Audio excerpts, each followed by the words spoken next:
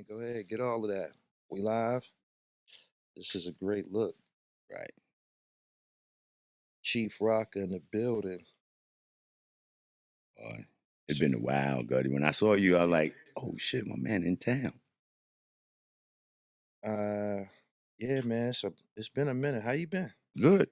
Everything been good, Motherfucking man. Chief Rocker. Everything been good, man. I can't complain, man. You I'm aging working. I'm steady backwards, working. man. You looking good. I can tell you don't eat no pork or nothing like that. No Yeah, you red look meat. good. No. You look good, I man. don't do no red meat, no pork, Right. fish, shrimp, turkey, Yeah. That's enough to I keep a got a motherfucker similar going. diet. I try to keep it legit, but Yeah. busy motherfucking B.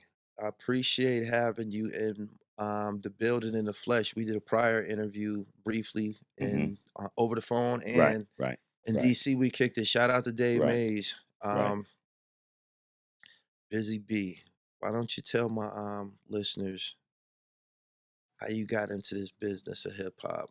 After we do the hip hop thing, I'm going straight to the Wow. All right. This go back 1977. I was watching Melle and his brother Kid Creole with Grandmaster Flash. And they was just two MCs. It was just them two, and Keith Cowboy was like their friend. So it was Flash had 3 MCs at this time. Right. There was nobody else that I knew of that had MCs or even was DJing. It was just, for me, as far as I knew, it was Grandmaster Flash. And they lived in my neighborhood. So it was dope to always see Melle and his brother. But what made me want to rap is what I saw them do on the microphone. But I never had a partner or a homeboy or a brother to try to emulate. Yeah. Okay. Oh man, him and his brother was doing some, and I'll never forget it. Flash was playing the song called Bra. Maybe everybody know the name of the song now, but back then, doom, doom, doom, doom, doom, doom, doom, doom. That's called Bra. That's the name of the song. Okay. And Melle say one thing and his brother finish it. So it was like a sentence, but he would say half of the sentence, he would say, and then sync to the music. And that, to me, I was like, oh shit. I was like amazed at that. Right. But then I never had a partner. It's like, yo, you was happy as like I was happy to do that, to get down to do that. No. So I was like, I just did it on my own. Like certain places I used to go and talk on the microphone if they let me do it. You know what I mean? And Flash never let me do it. So I had to go to see other people that had the similar things that he had, just to see if I can get off. And I bumped into a guy named Mario. His name is Disco King Mario. And he had a good system. His system sounded 10 times better than Flash's system, sound-wise. Right. And he let me talk on his mic, and he told me, how some people say vicious. Oh, that was so vicious. That was vicious. He told me in a different manner. Like he said, your voice is so vicious. He said, damn, your shit is vicious. Right. So I was like, yeah. He said, yo. And so I was just re-quoting shit that I heard them say and then add shit of my own to try to just to get a crowd participation. And I was pretty good with it. Right. What my voice was. And I just kept doing that. And Mario let me, I had a home on the mic now. I was king of the mic for his set. Let me ask you a question. Initially, was crowd participation a part of MCing? That's what it was. Okay. It wasn't no lyrics. Like, Melle changed that game. You know what I mean? He came out and he did it. Real? Before that, it was just like a call and response thing? Right. That's just what hip-hop was? Yeah, Keith Cowboy to the Weo. Everybody was having fun. This shit was about fun. Right. That's why I say the culture of hip-hop is peace, love, unity, and having fun. That's it. Right. All that other shit is, you're a recording artist now. You making records and you saying rhymes and stuff. You're an artist now, recording artist. That's come from the culture of hip hop. So some people say they still hip hop. No, you're not. You're an artist now. You know what I mean? You come from the culture of hip hop. You Okay. represent hip hop. Okay. But you're a recording artist now. Because now when hip hop call you to say, come on, let's go over here, you can't go. Got it. So prior to Melle, nobody was like writing bars Not that I know of. for real. And what was the earliest Melle, I don't know, rhyme that you can The message. When he said a Oh, the child is born with no state of mind, mind. that was it. Everybody heard Oh, that. it was out the window after that, The huh? white folks, the black folks, they said, oh, shit. Did you hear that? And half of that shit was like real. It was like, you can see what he's I saying. believe most of it was real. Yeah. Yeah. What he was saying, you can actually see that shit. So when people saw that or heard that, the other rappers like now, they got to try that. Right. You know what I'm saying? Right. So now everybody got to try to add a story to their rhymes now. Yeah. Or make something like in that line to emulate that. And that's where that all started. Then the Sugar Hill Rappers Delight record came out. So the message, the song, the message almost required anybody that wanted to be a part of this to almost write a story. Melle DNA is in everybody rap right now. Talk that shit. His DNA is in all y'all. Y'all can pop that bullshit if you want to, man. Melle is the dawn of that shit, man. Wow. Give him his flowers, man. Yeah. But now, again, each and everybody, they got different agendas now and different shit. Right. But at the end of the day, that nigga Melle, that's the dawn, yo. He started this shit. And I'll give you another scenario. He is the first rapper to start other rappers with R&B artists. He's the first. There's nobody. Chaka Khan.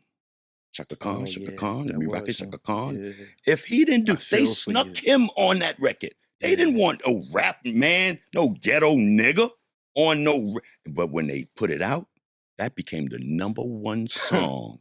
I feel Chaka for you. Khan blew up like Yeah. a neutron bomb. Huh? Yeah. Melle, y'all. It made her like her music like hip hop songs All right. for It a made the period youth. of time. They- Like, it- 'cause she we made was breaking she- the she- Chaka Khan She joints. made us join her, and she joined us. Right. And the world said, "Oh shit, this shit is hey, we gotta find some of them." And that's where the corporations came in and really like watered it because they started just grabbing people that look like rappers Right. and say, "Hey, say this, but hold this Pepsi can. We gonna give you a couple dollars." But you know what I mean? Right. They then actually pick authentic rappers.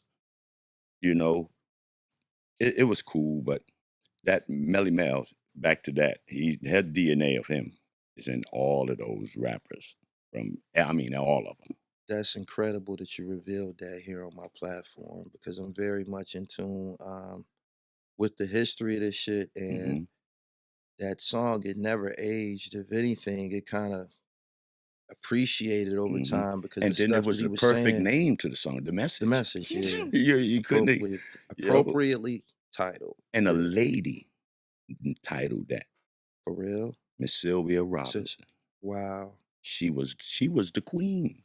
She was the only female woman Right. who actually had a catalog of MCs that wanted to be a part of her label. Right. Myself, Kumo D, the Treacherous 3, Spoonie G, Grandmaster Flash, the Mean Machine. You know, you had different cores back then. But she had and then Def Jam came out with the Run DMCs and the Big Daddy Kanes, and you know, everybody started coming out on that. And me, I'm Satchel Paige, the Negro League. You feel familiar with the Negro League? Yeah. That would be me. Satchel Paige was still qualified for the major leagues. They went and got Jackie Robinson because he was a little younger and black. So, but Satchel Paige was still Jackie Robinson, just older. They wanted to use the youth. So they chose Jackie Robinson and took him to the NBA, to the national shit. Right. Got him from the brothers, and let's go to the other side. Satch was still like that the whole Right. time. They brought Satch along for 10 minutes. Right. Give him a little love and get him the fuck up out of there. Right. That was I consider myself that because I've done what I've done, and they did me the same way. Like, you know, because the forefathers always get the rough end of the deal. Right. Because we bring it out and then they take it to another level and then the next level, then they forget about how the level started. We got to change that. We got to reverse. I ain't mad. I still look good. I'm getting money. They kiss my trend. ass. I'm still working. I'm still on stage Right. doing shit. You know what I mean? Because the more I ask them, the less I'm going to get. Right. So if they see me doing my own shit. Independence always works. You know what I mean? How you feel about recently Nas announced that he has offered somewhat of a pension type of situation for MCs. You familiar with what I'm talking about? No, but like, now I like to see Nas. Right. Nas did a lot of good things, and I believe he's still going to do some good things, but I can use some his help. Yeah. Because I helped him. They gonna get to you, Biz. Really? Yeah, man. I believe they gonna get to you. Well, that's cool too. I think it was, who did they get? Rakim and Scarface were the first two recipients. Oh yeah, so now that's dope. That was dope. See, now like Rakim and Scarface, both of them guys. I mean, right. I can talk to them too. You know, Face will call me and let's go sit in the cigar bar. If he in town, hey B, I'm in town. Yeah. You know where you at? Meet me at the cigar bar. We'll sit there and do this right here.